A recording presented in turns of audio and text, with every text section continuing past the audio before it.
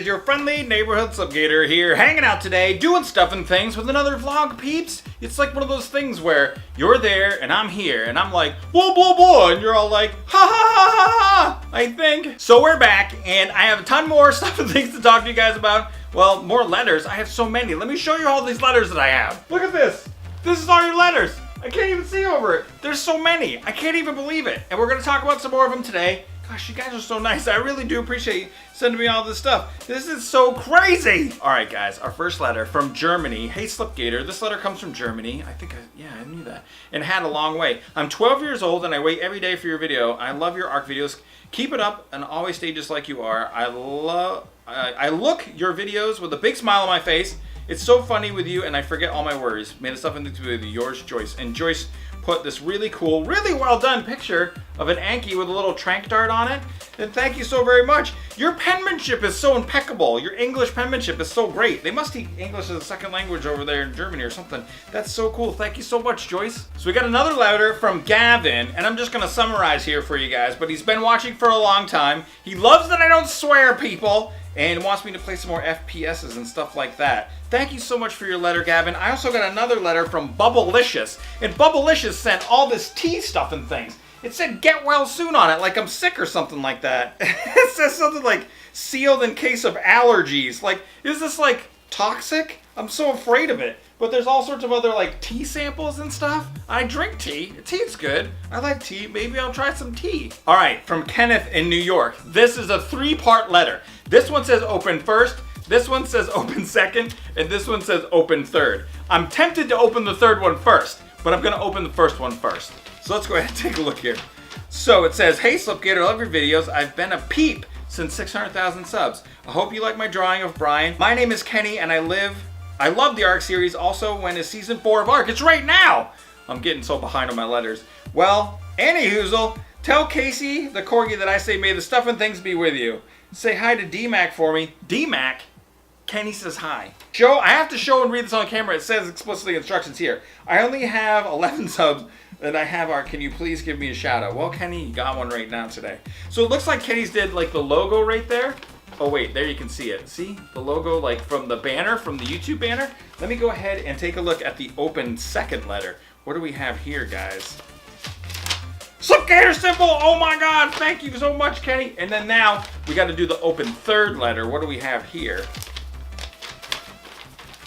Hey Sl1pg8r, want to play Tetris with me and Sarah? It says, oh cool, there's a little Brian right there. That's really cool. Kenny, thank you so much for your drawings and your 3-part letter. That was really fun. All right, from Jack, and what I think is Arkansas. Hey Sl1pg8r, sorry I have bad handwriting. Well, I'm reading it pretty good. We're not doing bad to start off with here. My friends and I have been going through tough times and just want you to pray for them. I watch you every day, and if you were wondering, I'm 11. I didn't know. I always was wondering how old you were, Jack.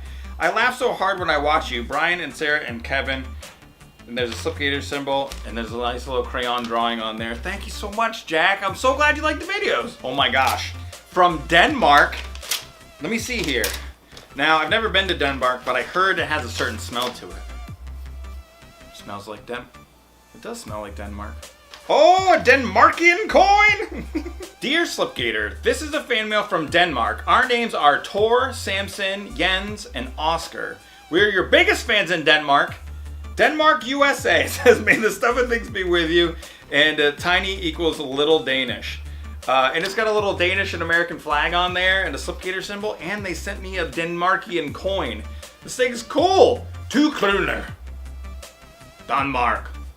And then it has a little hole in the center. I love coins that have a little hole in them. I don't know why. It's so cool. Tor, Samson, Jens, and Oscar, thank you very much. All right, some sort of something from Drew in Texas. Bubble wrap, so it must be a thing that is fragile. Oh, I feel like it didn't come out quite as good as it should have. There's an origami fish. I think this is what this is. There's so much stuff here, but let's just start off. There's a letter. Let me see what's going on. Oh my gosh, this guy's like an origami master. Dear I love your videos ever since I saw Taming a 100 plus T-Rex, exclamation point, exclamation point, exclamation point. I fell in love with ARC and soon enough, I'm asking for a Sl1pg8r sweatshirt and a t-shirt for Christmas. And now, whenever I have free time, I am either watching your newest post or watching your old videos, trying to catch up on all the inside jokes from Surviving Sl1ptopia, and I want to say All I want to say is to keep up the good work. By the way, I'm sending this from Texas. I'm 12 years old, and your videos are the highlight of my day. Your channel will be known soon be known to my entire school! Exclamation mark, exclamation mark, exclamation mark, exclamation mark, exclamation mark. A few things I would like to know about you. This is the question and answer portion of the letter here. What is your real name? And then it says Justin. I saw it in the video. So we answered that question. That's my muggle name. A few things I would like to know about you. More about Casey. Casey's a dog. He's a Welsh Pembroke Corgi. He's an amazing, sweet boy, and he's laying down outside in the room here, probably right in front of the door, is where he normally sits. Sometimes he lays upside down on his back against the door, and I open the door, and he falls into the room as I'm leaving the office when I'm done doing recording stuff and things. So, about when I grew up when I was a kid. I lived in Maine. And then I was not a kid anymore, and I moved. And that was it. There's all sorts of stuff. I mean, I have a lot of stories about when I was a kid in Maine. There's all sorts of cool stuff and things that went on. But I don't know. I'm trying to think about it. Oh, let me tell you a story real quick then. So one time in February, I was playing around at the stream that's near my house. One of the things that's weird about Maine, or that I find weird about the rest of the world that I've lived in, which would be like Pennsylvania and a couple different places and Maryland and blah, blah, blah. But anyway, is that in Maine, there's water everywhere. There's lakes and rivers and streams and all sorts of water all over the place. But anywhere else I've ever lived, it doesn't seem like there is as much. But I find that to be very odd. I was at the stream that was about a half a mile away from my house one February afternoon when it was about, I don't know, 20 degrees out. And I fell in up to like my thighs. And that's not good. In February in Maine, it's really, really cold. And I fell into the stream completely up to my legs. By the time I got home, my pants were frozen, and my mom had to cut my pants off with scissors because she couldn't get them off. I was freezing cold. I was really, really lucky. If I had been further away from home, it might have been like hypothermia type thing. It was pretty bad, disastrous mistake. But I learned my lesson, and it wasn't like I was walking on the stream or anything. I slipped and fell. I mean, it was winter. It was icy, so it was a mistake. But I lived. I survived. And I learned, don't go near the stream in February, stupid Sl1pg8r. So the next question, can we help you in any way? Well, just your support, leaving likes and leaving kind comments, telling people if you like the videos, stuff like that helps me out tons. You guys are amazing. I really appreciate it. That's all you really need to do. Well, thank you for reading this. And it says Sl1pg8r Heart Drew. And it says, P.S. please put this on YouTube. Drew, I did. All right, let's take a look at all the stuff that you did. This one says, I know people have figured out how to do this on a 3x3, but I figured out how to do it on a 5x5.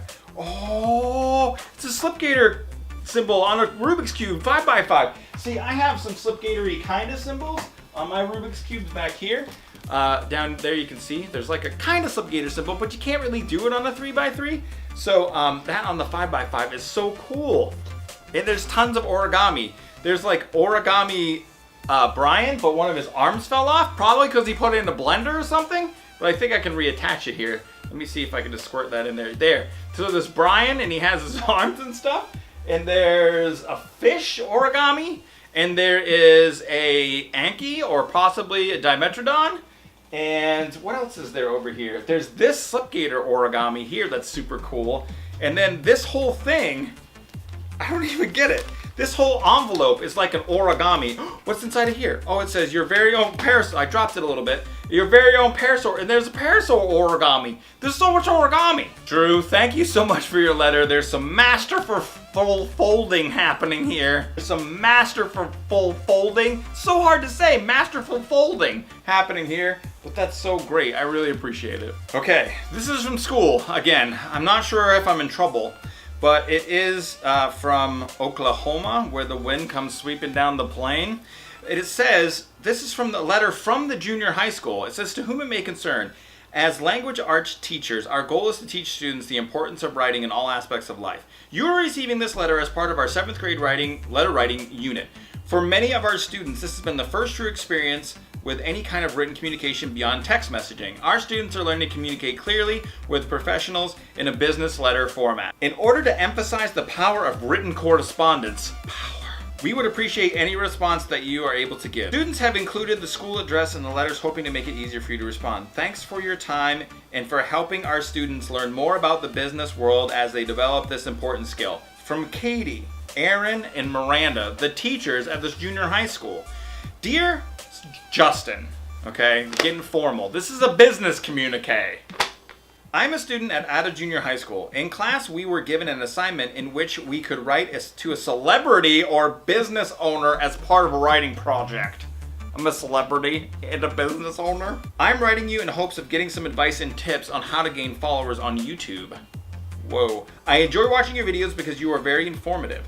The videos of your gameplay are fun to watch. I admire the fact that you have nearly 800,000 subscribers on YouTube, 32.8 thousand followers on Twitter, and you keep your video content interesting and without foul language.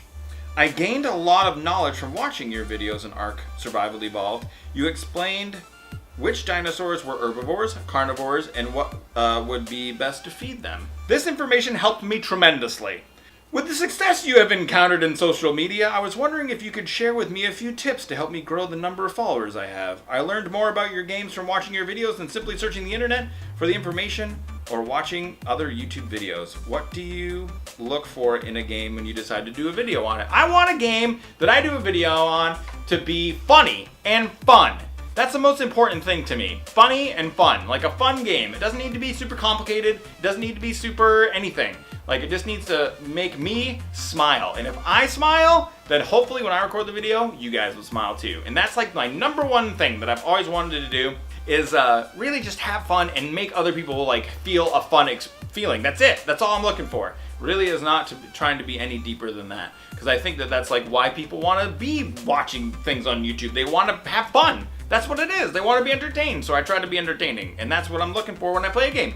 Do I feel entertained when I play the game?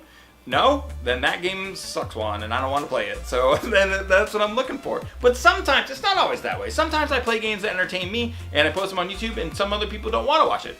So it's kind of hard to say exactly what you're looking for there. You know, you just want to try to like strike a balance between games that people are going to actually watch and games and, you know, things that you like to do as well. That's all I can tell you. That's how I make my decisions there. All right, so the next question here is what helps you stay motivated?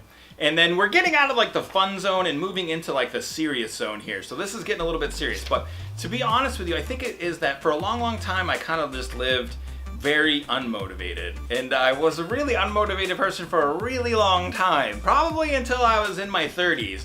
I kind of was a bit of a free spirit, let's say. I didn't really have like a good job. I went to college, but I didn't finish, and I didn't really, I don't know, take life very seriously. And when I got to be about 30 or 31, I kind of got a little bit afraid. Like, not afraid, that's not the right word for it.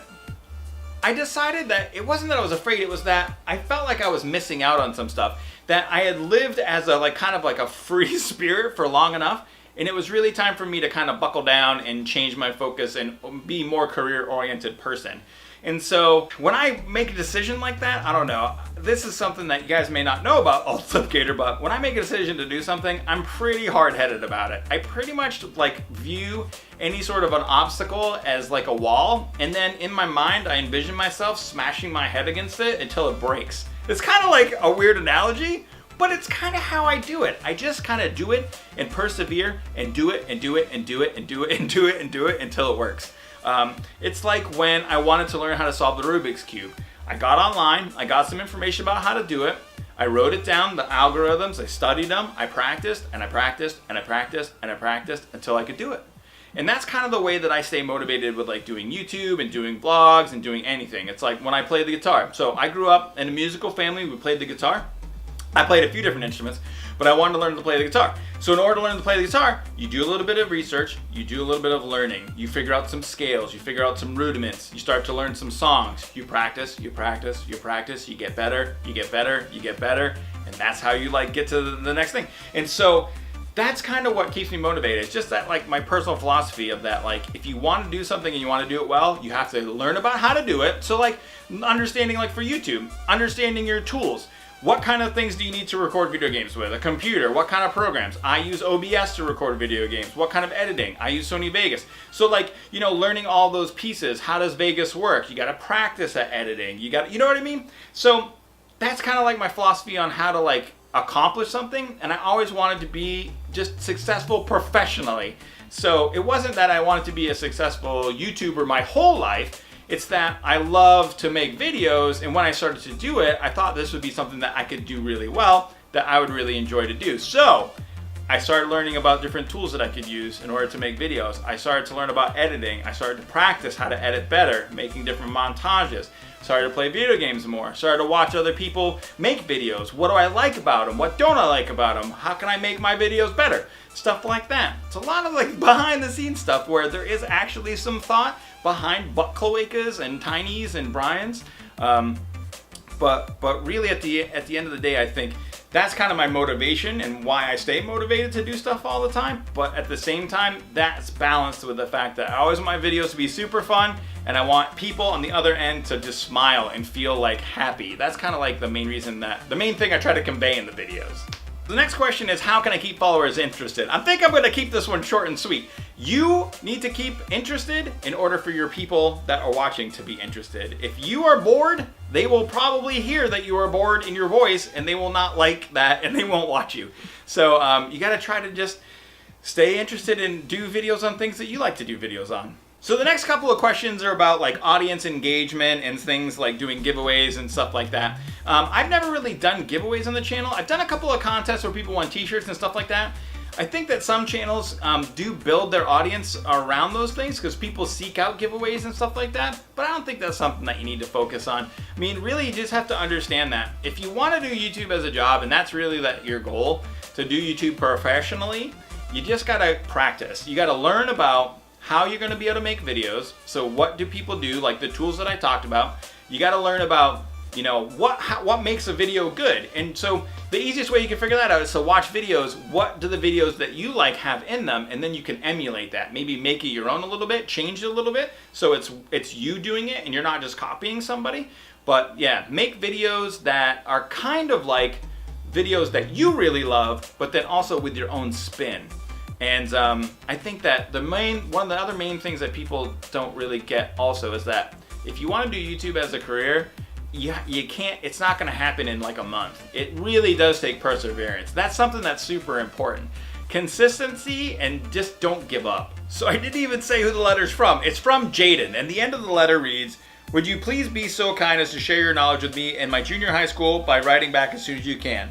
So I hope that you accept this video response. And it says, "Success with reaching, captivating, and maintaining followers, subscribers is not something you can simply research. It comes from experience." So right there, Jaden, the funniest thing sometimes about asking questions is that you kind of already know the answer. And I don't think that there is any secrets. I think some people think, and I thought the same thing, that there are like secrets. There are certain things that like only certain people know. There's a lot of behind the scenes stuff that you don't hear about every day from YouTubers. But one thing is true, is that I think you already know the answer there. And that is that it takes experience. So it takes practice, perseverance, consistency, and just make sure that along the way you have as much fun as you can. Try to have fun if you can. I have a struggle with that sometimes. You know, in front of the camera, I'm always trying to have as much fun as I can. Behind the camera, sometimes I do get into like business mode and things get stressful and stuff like that. So it really is important to try to have as much fun as you can. And thank you very much for your letter, Jaden. That was a great letter. Great questions. So I tell you what, guys. I think that I've blabbed on long enough in this video. This is a little bit of a different one. We got some really great stuff and things from guys that sent, the people that sent stuff in, and then we got some really great letters as well. Wait, what? Hold on a second here. There's a package. There's a package. We have to open one more package from Ohio, and it says that it's sent to Mr. Gator. Let's take a look and see what we have. I can't open it. It's too hard. I got it. Okay. Oh my goodness gracious. What is this? There's like survival stuff in here. All right, hold on a second. I gotta put some of this stuff down. Slip, I really enjoy your videos. I started watching back when you joined Hermitcraft. I found your videos through Azuma and quickly transitioned after you started doing videos other than Minecraft. While I miss Minecraft, I really do enjoy Ark as well and other survival games you play like Stranded Deep in the Forest. However, after watching you play, I'm concerned about your survival instincts. Because of my concern, I have included a book that taught me a lot about survival back when I read it in high school. The U.S. Army Survival Field Manual, FM 21/76. I don't want to get that wrong. Also, as I am USAF, which is Air Force Veteran, and you are a foodie, I have included some survival food, or MRE, which is meals ready to eat. Meals ready to eat are staple food for military folks deployed in training or helping out with relief efforts abroad. I sent you one of my favorite meals, meatballs and marinara sauce. I love to eat some meatballs. Balls of meat. Keep up the good work, doing stuff and things. I look forward to continue watching your videos. Mike, thank you so much for these balls of meat. Let's take a look at what's in here. So here is the FM21-76 survival guide. What sort of amazing information can we learn from this? Looking in the appendix, I didn't see anything in this book about meatballs, but let's take a look here at this MRE. This looks like a huge, amazing thing. Meal ready to eat individual. This is a lot of food. Menu 8, meatballs and marinara sauce. Warfighter recommended, warfighter tested, and warfighter approved words. Look at it, guys. This is the MRE. It's like a lot of food here. I guess me and my wife will have to try out this MRE from Mike. So that's the last package we had to open today. A little bit longer vlog, and I hope that you guys like it. We got an MRE, all sorts of stuff and things, and I answered a really kind of like some deep questions about YouTube and stuff like that. So make sure if you guys like the video, smash the thumbs up button and show your support. Feel free to share and favorite the videos you see fit. May the stuff and things be with you.